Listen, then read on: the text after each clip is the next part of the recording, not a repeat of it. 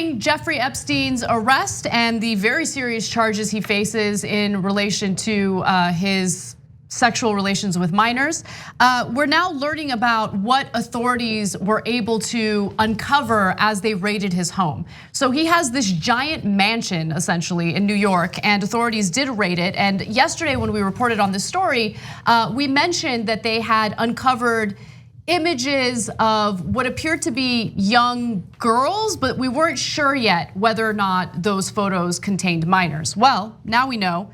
During the search of his townhouse, investigators seized photographs of nude underage girls. So I want to just quickly go to a video that gives you more detail into what the raid was and how it took place. Take a look.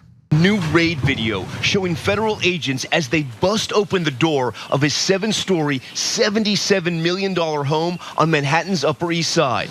In a dramatic news conference on Monday, the U.S. attorney saying inside, investigators found hundreds, if not thousands, of female nude or partially nude photographs. Some of the photos seeming to show underage girls.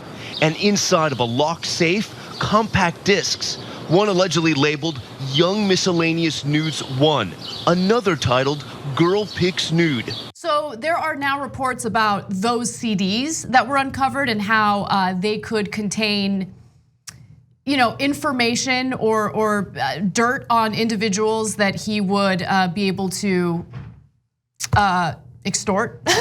Yeah, so look, let's talk about that a little bit. So number one, it could just be his own personal stash, and maybe he didn't want to go online for fear of getting caught online, and he actually bought the CDs and then put them in a safe, and they have underage girls. That's what it's like, basically partly labeled, as you just saw.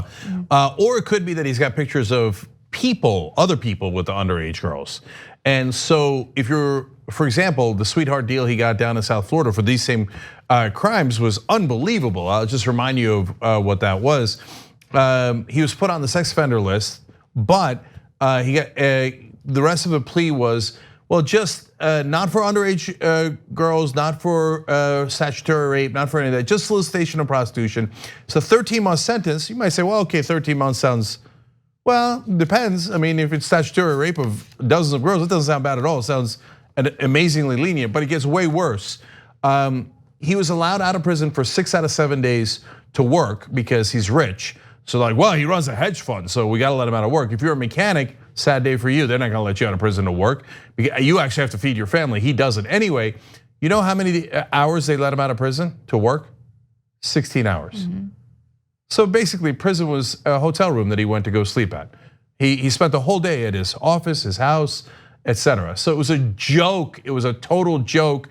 And Alexander Acosta, who's the current labor secretary, is the one that made that deal when he was district attorney down in Florida.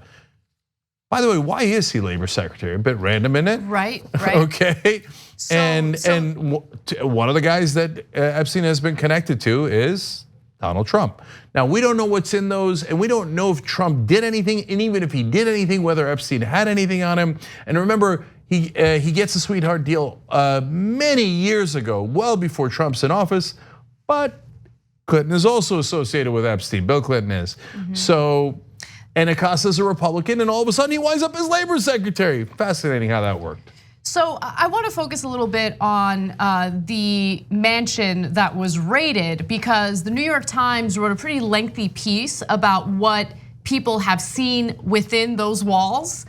First of all, the mansion is out of control. It's gigantic. It used to serve, that building used to serve as a private school.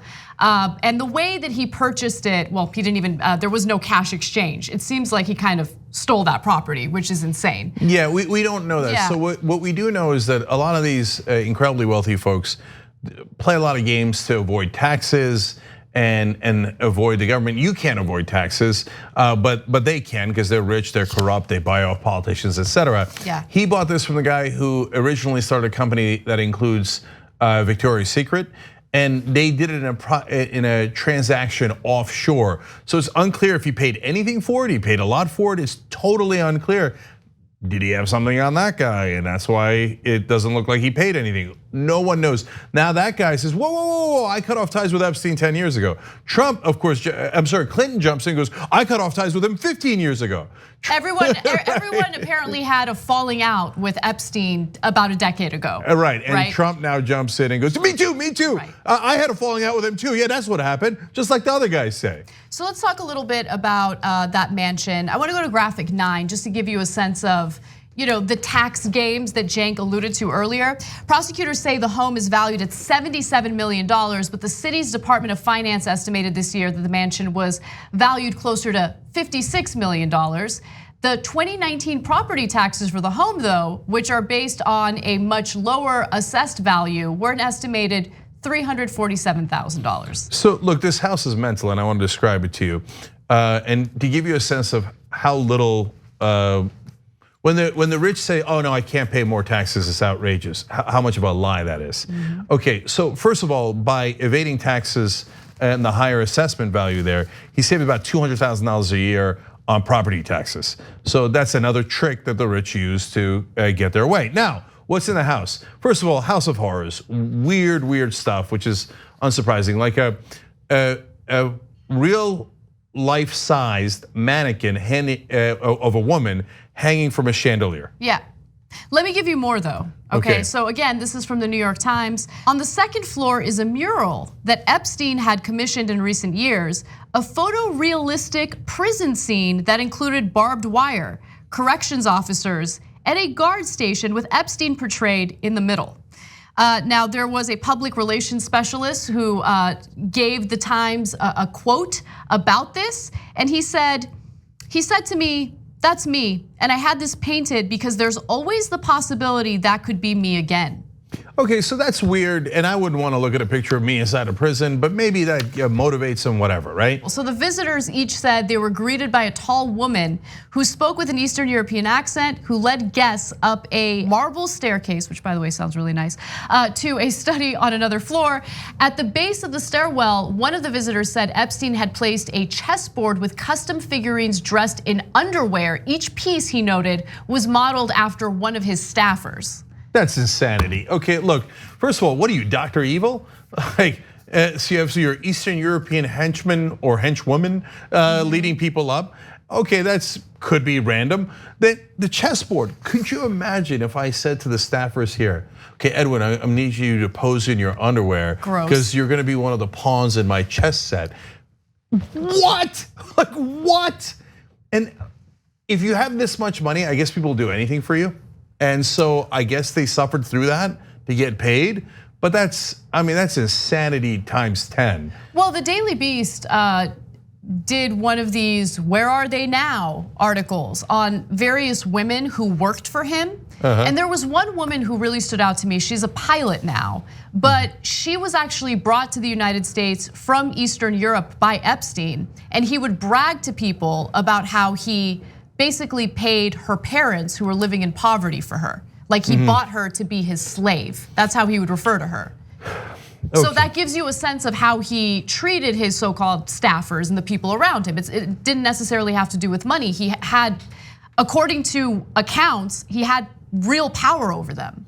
So it's and obviously he bought that through the money, et cetera. But last thing on the house, and this is the one that really put me over the top. So let me give you a quick description and then the over the top part. So it's on between 5th and Madison Avenue on 71st Street, which is an amazing area of New York. So already any house there is going to be really expensive.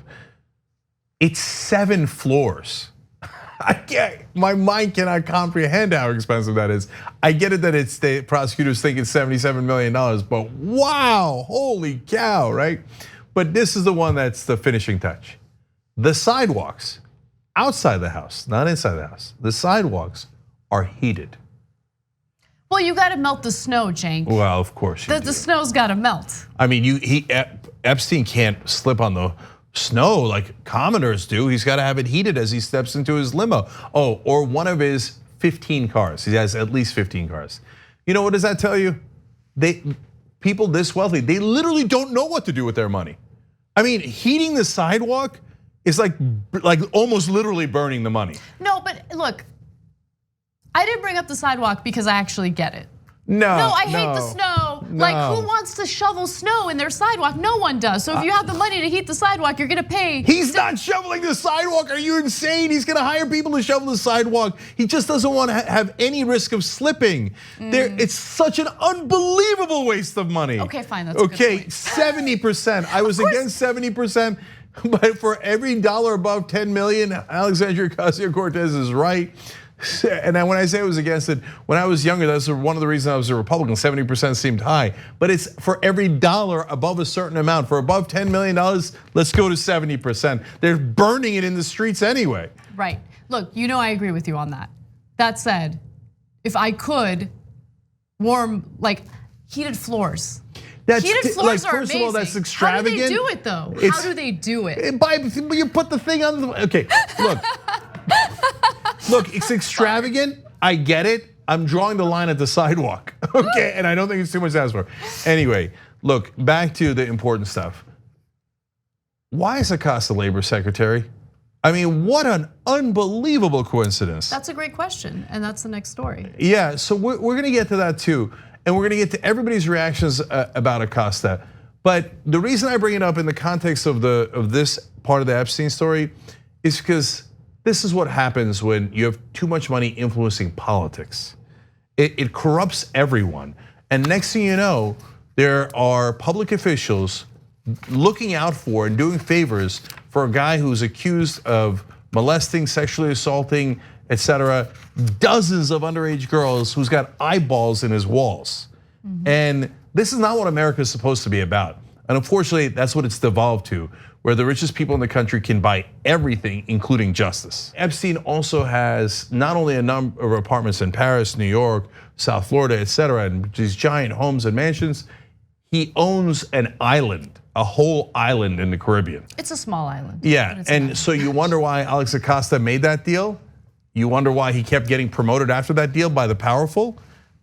Epstein's got pictures in his apartment of Bill Clinton, Woody Allen, Mohammed bin Salman, the crown prince of Saudi Arabia.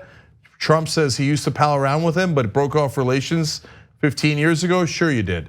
And then I wound up randomly, out of all the 330 million people in the country, picking Acosta as my labor secretary, the guy who let off my buddy from the molestation charges. What a wonderful coincidence. And all those right-wingers who are always like, oh my God, the child molesters, it's the Democrats. When it's their boy, all of a sudden, no way, it wasn't Trump. He probably picked Acosta because he was the most qualified. It was probably random, total coincidence. Huh, interesting. Thanks for watching this free clip of the Young Turks. Don't forget to become a TYT member today. For more exclusive content, join now at tyt.com/join.